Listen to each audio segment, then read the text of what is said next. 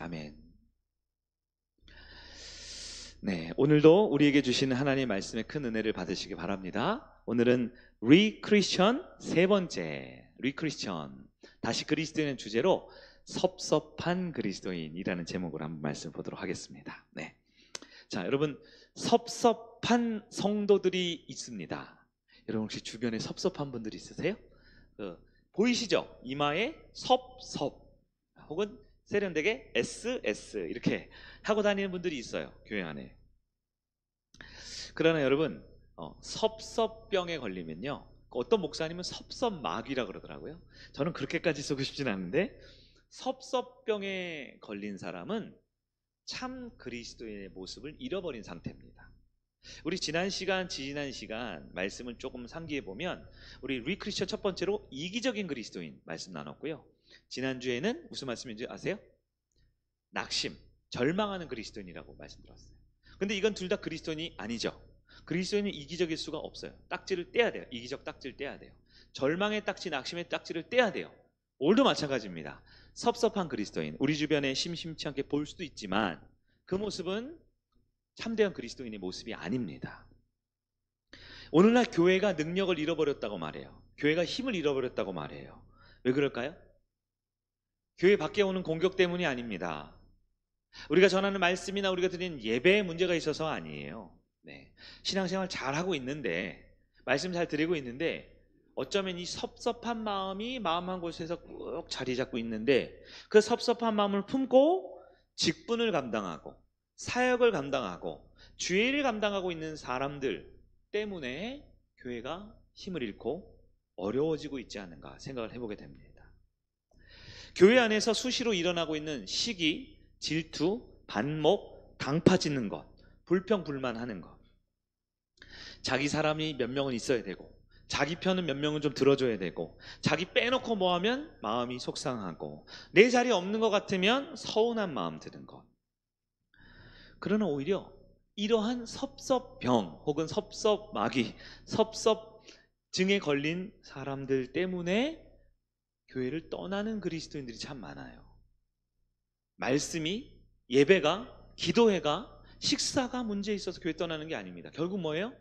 사람들 때문에 떠나는데, 새가족 때문에 떠나는 경우는 없습니다. 우리 청소년부 아이들 때문에 떠나는 경우가 없어요. 무슨 일일까요? 마음에 섭섭병에 걸리면 본인도 상처받고 주변도 흔들리게 만든다라는 거예요. 그럼 이 섭섭이라는 것은 누가 만든 개념이냐? 이것은 바로 사탄 마귀가 우리 가운데 주고 있는 영적인 질병 중에 하나라고 볼 수 있습니다. 많은 사람들이 교회를 떠나서 특히 코로나 이후에 가나안 성도가 점점 많아진다고 하죠. 가나안 성도. 들어보셨어요? 가나안 성도? 약속의 땅 가나안이 아니라 가나안, 거꾸로 하면 안 나가 성도입니다. 안 나가는 성도들의 특징이 뭐예요? 예수를 믿어요? 믿습니다. 복음을 받아들여요? 받아들여요. 근데 교회를 왜 안 옵니까? 섭섭병 걸린 사람들과의 관계 때문에 그런 거예요. 여러분 혹시 섭섭한 적 있으세요? 교회에 섭섭한 적. 혹은 내가 지금 섭섭병에 걸린 것 같아요. 섭섭마귀가 내 마음을 괴롭히는 것 같아요. 그렇습니까? 여러분 다시 그리스도인이 되어야 합니다. 다시 그리스도인 닮은 우리의 모습을 찾아야 하는 것입니다. 여러분 사람과 사람 사이에 섭섭할 수 있어요? 사람과 사람 사이에 섭섭할 수 있습니다. 네. 섭섭하기도 하고 서운함이 생기기도 합니다. 왜요? 제가 자세히 보니까 기대감이 커서 그래요. 기대감이 크고 가까운 사람일수록 저 사람은 나한테 이 정도는 해야지, 나도 이 정도 했으니까. 기대감이 크면 클수록 섭섭병에 걸릴 수 있어요. 가족입니다. 가족이지만 열심히 애썼는데 나를 무시하는 것 같아요. 내가 열심히 했는데 나를 모른 척합니다. 그럼 가족이니까 서운하죠. 서운할 수 있어요. 연인입니다. 연인이지만 사랑하지만 배려하지 않고 무심하거나 혹은 당연하게 모든 걸 여긴다면 또 서운함이 생길 수 있죠. 서운함, 섭섭함이라는 것은 우리 인간에게 있는 정상적인 감정 중에 하나가 맞습니다. 네. 왜냐하면 기대하니까요. 자, 여기까지는 이해가 잘 되시죠? 여러분 알아서 잘하는 것들이니까요. 섭섭해하는 거. 그리고 저한테도 섭섭해하는 분들이 많이 있는데, 근데 여러분 주인과 종의 관계는 다릅니다. 주인과 종의 관계는, 주인은 종에게 일할 것을 요구할 수 있나요? 주인이 종에게 요구할 수 있죠. 종은 자기 상황이나 자기 감정이나 자기 형편에 따라서가 아니라 누구이기 때문에? 주인이기 때문에 주인의 뜻을 따라야 할까요? 따라야 합니다. 따라야 합니다. 종이 주인에게 서운함을 가질 이유와 명분은 없습니다. 없습니다. 우리 예수님께서 오늘 지금 그 얘기를 하고 있습니다. 오늘 본문 7절부터 보았는데요. 사실 5절부터 보시면 여러분 도움이 될까 싶어요. 5절에 사도들이 주께 여짜오되 우리에게 믿음을 어떻게 하라고요? 믿음을 어떻게 하라고요? 더 해달라고 합니다. 우리가 가진 믿음으로 부족한 것 같아요. 주님, 진짜 믿음, 찐 믿음, 제대로 된 믿음, 성숙한 믿음, 재생산하는 믿음을 어떻게 갖습니까? 물어봤더니 주님이 6절에 주께서 이르시되 너희에게 겨자씨 한 알 만한 믿음이 있었더라면 이 뽕나무더러 뿌리가 뽑혀 바다에 심기어라 하였을 것이요 그것이 너희에게 순종하였으리라. 예수님이 제자들의 믿음을 더 달라니까 야, 뭘 더 줘, 더 주기는 제대로 된 믿음을 가져야 돼 라고 말합니다. 그러면서 주님이 예를 드셔요. 여러분 지금 이 상황이 중요한 것 같아요? 안 중요한 것 같아요? 엄청 중요하죠. 그러면서 하는 얘기가 뭐냐? 주인과 종의 얘기를 합니다. 종이 있어요. 주인이 속한 종입니다. 하루 종일 종이기 때문에 주인이 시킨 일을 합니다. 밭에서 일을 합니다. 산에서 일을 합니다. 바다에서 일을 합니다. 교회에서 일을 합니다. 일을 하고 하루 종일 일을 하고 집에 들어왔어요. 집에 들어오면 몸이 피곤해 안 피곤해요? 벌써 피곤해서 눈이 깜빡깜빡한 분이 있는데 정신 똑바로 차리셔야지. 설교 시작도 안 했으니까. 자, 피곤해가지고 집에 들어왔어요. 근데 이 종은 누구예요? 제가 답을 알려드려요. 종은 주인이 아닙니다. 종은 누구예요? 종이죠. 종이 하루 종일 일하고 들어왔는데 주인이 아이고 배고파 그래요. 그럼 종은 뭘 해야 됩니까? 식사를 차립니다. 식사를 차려요. 그때 주인이 밥을 하루 종일 일하고 이제 집에 들어와서 밥까지 차려주는데 밥까지 차린 것뿐만 아니에요. 주인이 밥 다 먹을 때까지 어떻게 해요? 옆에서 수종을 듭니다. 수종을 듭니다. 그럴 때 주인이 아이고 참 수고했네. 오늘 일 열심히 했는데 밥까지 차려서 고맙네 라고 말을 한다 안 한다? 안 한다는 거예요. 안 했어요. 그럴 때 이 종의 마음이 어떻다? 섭섭하다 안 섭섭하다? 섭섭하지 않다라는 겁니다. 저를 쳐다보면 안 되고 성경을 보세요. 그렇게 써있나? 왜요? 지금 중요한 건 뭐예요? 하루 종일 일을 했다가 중요한 게 아니죠. 밥을 차렸다가 중요한 게 아니죠. 나도 배고픈데 주인이 먼저 밥을 먹었다가 아니죠. 중요한 게 뭡니까? 주인과 종의 관계에는 섭섭함이란 존재하지 않는다라고 주님이 제자들에게 무엇을 가르치면서? 믿음을 가르치면서 한 얘기입니다. 중요하겠죠. 네. 우리 주님은 성도가 교회 생활을 하면서 가져야 할 기본적인 태도를 명확하게 가르쳐주고 있습니다. 얘들아, 교회 안에 살아가는 성도라면 하나님 앞에 주의 일을 할 때 섭섭함이란 없다. 서운함이란 존재할 수가 없다라고 가르쳐주고 있어요.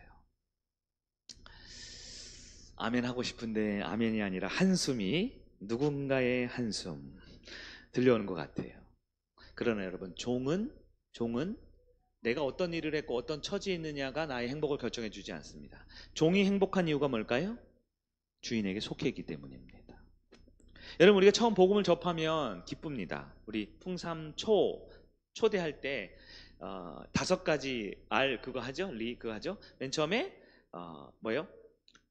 처음에 하니까 너무 기쁘기도 하고요. 맞죠? 그 다음에 이걸 재현신하기도 하고요. 또 이것을 receive, 영접하기도 하죠. 그런데 때로는 이걸 가지고 탐구, 리서치하기도 하고요. reject, 거절하기도 합니다. 5가지 알리에 대해서 배우셨는데요. 어쨌든 복음이 제대로 내 마음에 들어오면 이것이 기쁩니다.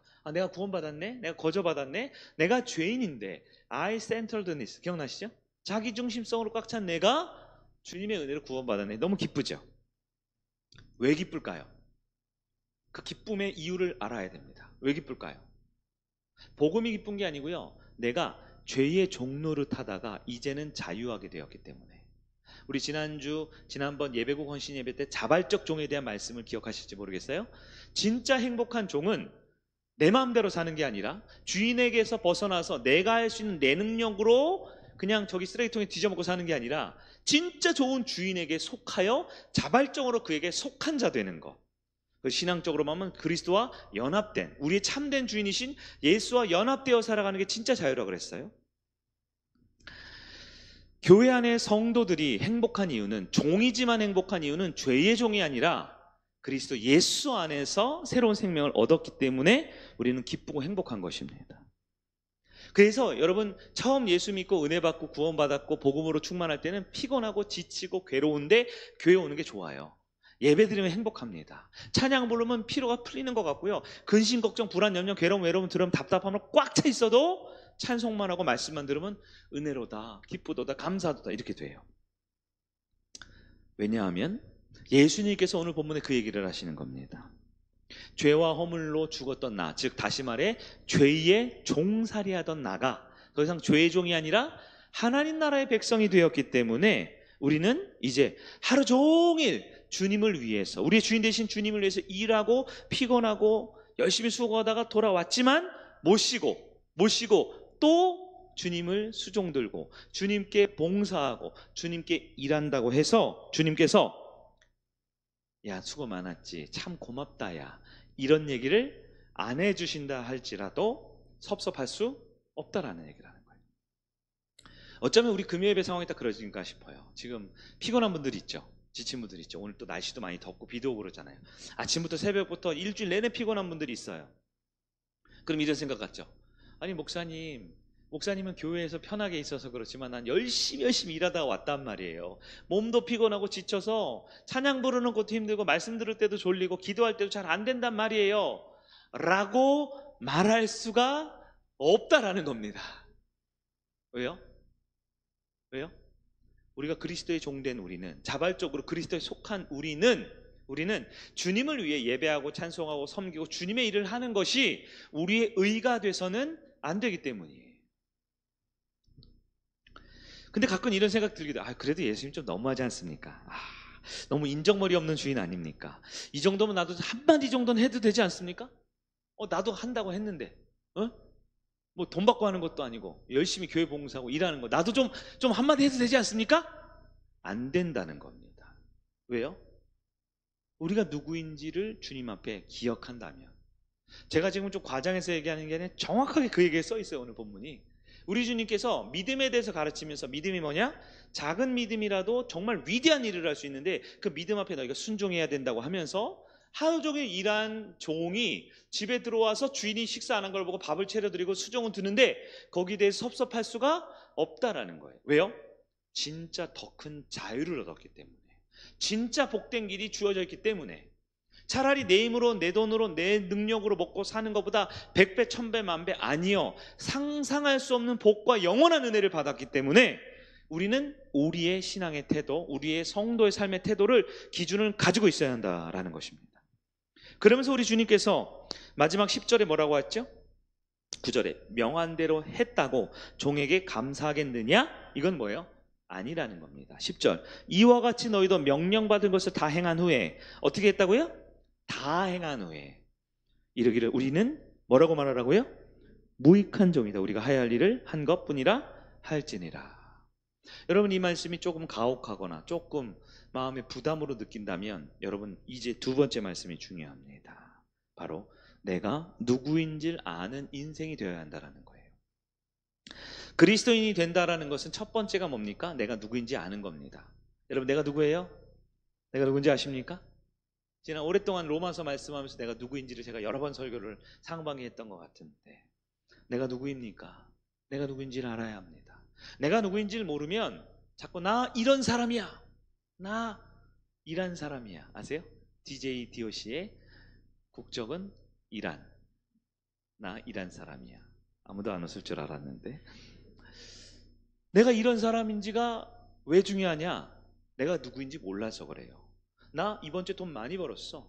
나 이번 주에 일 많이 했어. 나 이번 주에 교회 봉사도 많이 했어. 나 이번 주에 목사님한테 맛있는 과자도 사드렸어. 내가 했던 행위나 내가 했던 마음가짐이나 내가 무언가를 했다라는 것이 이런 사람을 말해주는 게 아니에요.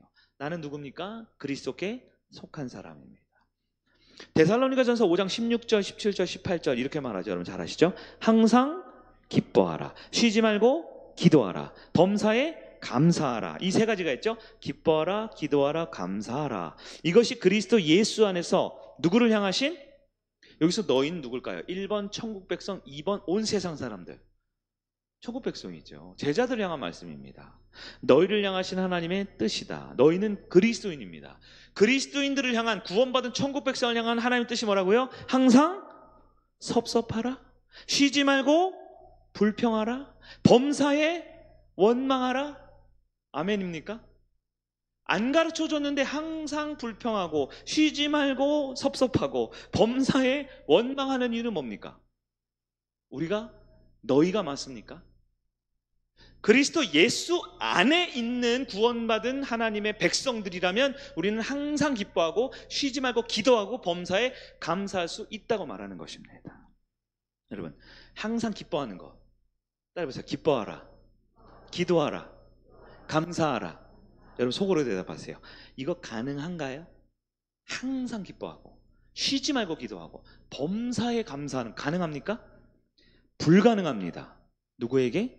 구원받지 못한 세상 사람에게는 불가능합니다. 불가능해요. 항상 기뻐하고 쉬지 말고 기도하고 범사에 감사하는 거 가능합니까? 가능합니다. 누구에게? 구원받은 참 그리스도인에게는 가능하답니다.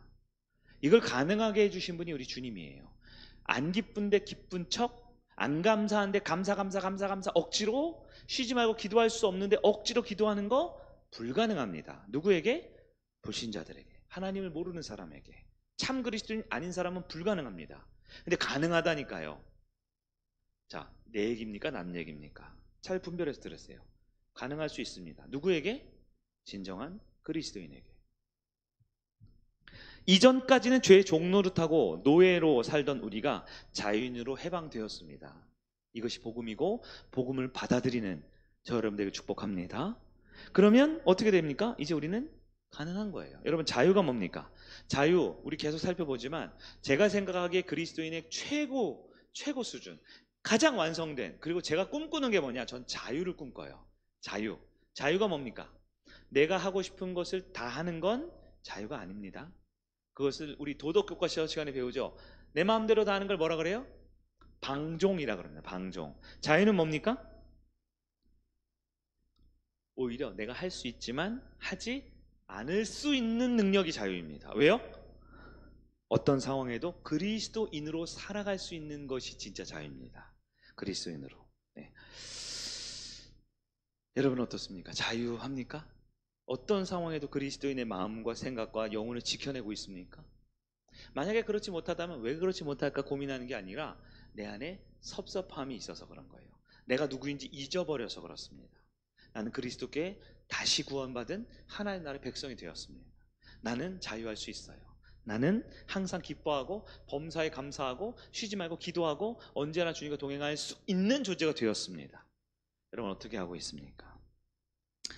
그러나 원래 나란 존재는 내가 생각하는 것보다 연약합니다. 원래 나란 존재는 그리스도의 은혜가 아니면 나는 죄를 짓기 딱 좋아요. 넘어지기 딱 좋아요. 예수님 때문에 우리는 다시 새로운 존재가 되었죠. 그래서 그리스도인은 항상 내가 누구인지를 다시 기억해야 합니다. 여러분, 내가 누굽니까? 여러분 스스로 항상 대답하세요. 내가 누구입니까? 그리스도 밖에 있던 나는 죄인이었지만 그리스도 안에 있을 때 하나님의 자녀가 되었습니다. 내가 죄인입니까? 그리스도 밖에 있는 내 모습이에요. 그리스도 안에 있습니까? 하나님의 자녀입니다.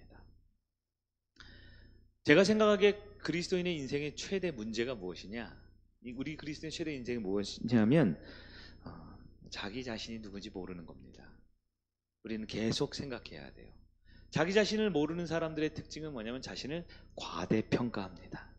다시 말해, 나는 괜찮다 안 괜찮다? 괜찮다고 생각하면서 사는 거예요. 여러분 어떠세요? 속으로 대답하세요. 나 괜찮아요 안 괜찮아요? 저 사람보다 나아요 안 나아요? 스스로 괜찮다고 생각하는 것만큼 그리스도인으로서 참 그리스도인이 되기에 방해하는 것이 없습니다. 여러분, 공부를 못하는 한 아이가 있어요. 공부를 잘 못해요. 그래서 선생님 문제를 내주면 문제를 잘 못 풀어요. 수학 문제를. 그래서 선생님 아이고 답답하, 이건 이렇게 푸는 거야 하고 선생님 칠판에 써준단 말이에요. 이렇게 푸는 거야. 써주는 걸 봐요. 그럼 아이가 선생님이 하는 걸 이렇게 보죠.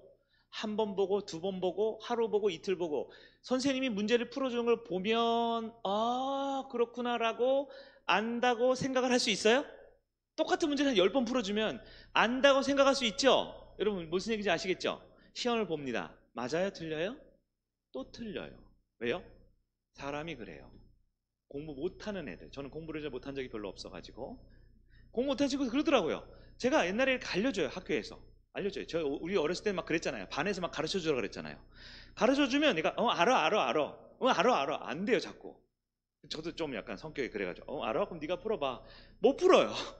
시험 때 알아 못 풀어요. 내가 안다고 생각하는 것과 아는 건 같아요, 달라요?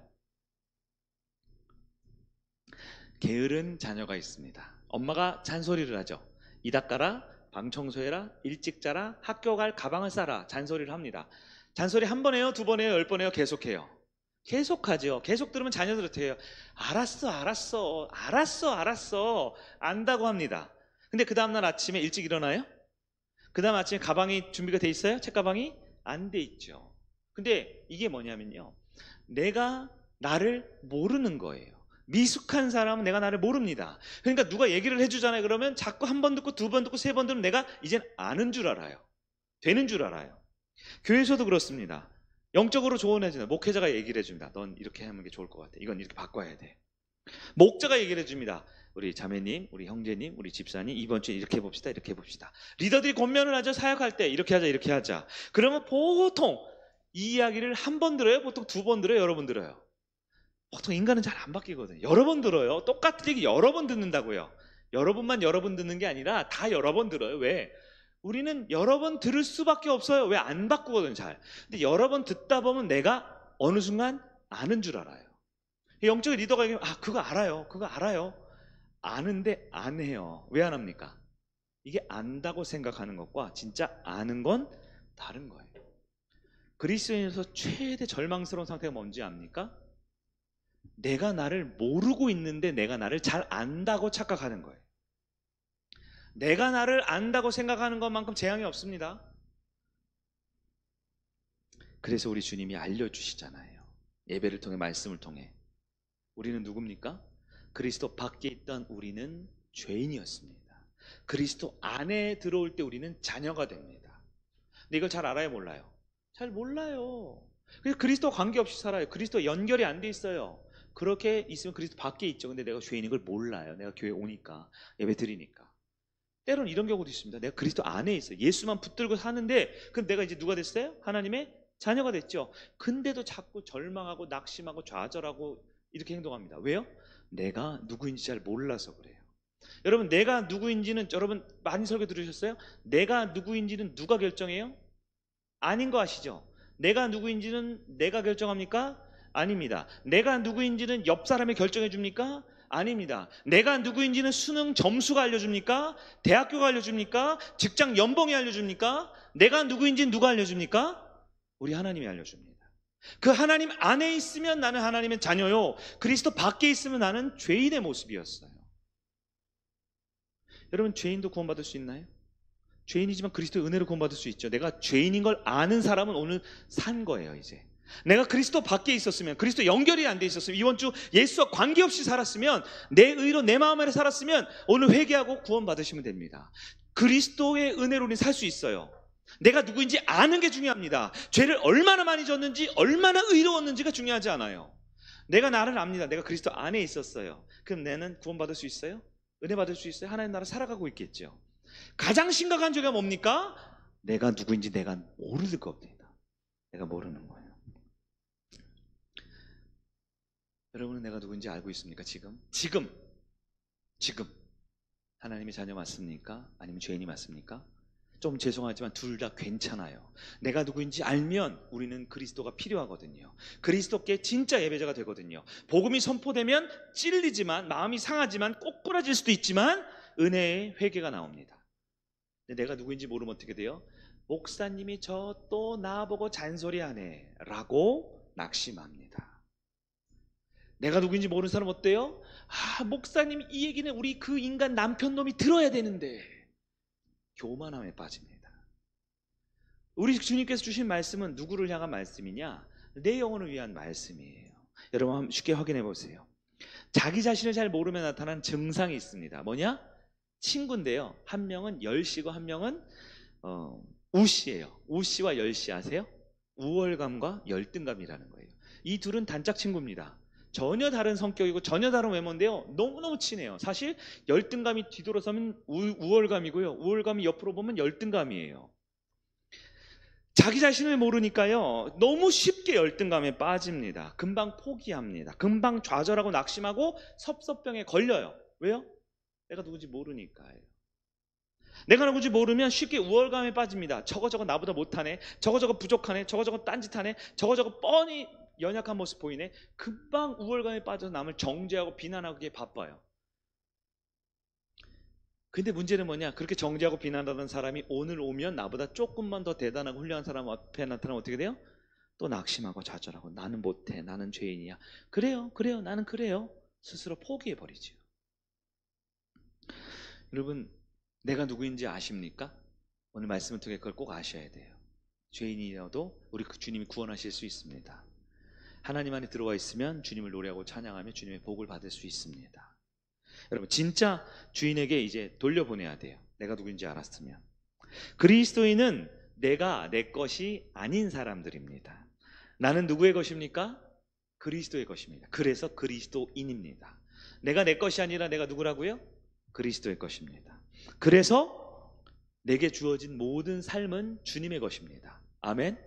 내 시간, 내 물질, 내가 지금 열심히 하고 있는 사역과 내가 열심히 애쓰고 있는 사랑의 마음까지도 누구의 것이라고요? 주인의 것이라고요. 그래서 주인이 이렇게 쓸 수도 있고 저렇게 쓸 수도 있고 이렇게 쓸 수 있는 내 마음의 섭섭함이란 존재할 수가 없다라는 거예요. 갈라디아서 2장 20절입니다. 같이 볼까요? 시작. 내가 그리스도와 함께 십자가에 못 박혔나니 그런즉 이제는 내가 사는 것이 아니요 오직 내 안에 그리스도께서 사시는 것이라.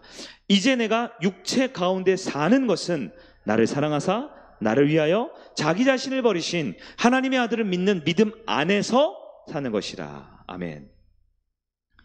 이걸 하나를 가지고 한 3개월을 설교해야 되기 때문에 다 할 수는 없지만 핵심만 짚어볼까요? 내가 그리스도와 함께 십자가에 어떻게 됐어요? 죽었어요. 여러분, 예수님이 십자가 죽으셨습니까? 그때 나의 옛 자아, 죄된 본성도 같이 죽어야 합니다. 이제 내가 사는 것은 내가 사는 것이에요? 아니에요. 그러니까 내 시간, 내 물질, 내 생각, 내 감정, 내 삶은 내 것이 아닙니다. 왜요? 내 건 다 그리스도와 함께 죽었잖아요. 이제 내가 사는 것은 어떻게 사는 거예요? 하나님의 아들을 믿는 무엇 안에서? 믿음 안에서만 삽니다. 그리고 그 믿음을 오늘 주님이 가르쳐 주셨어요.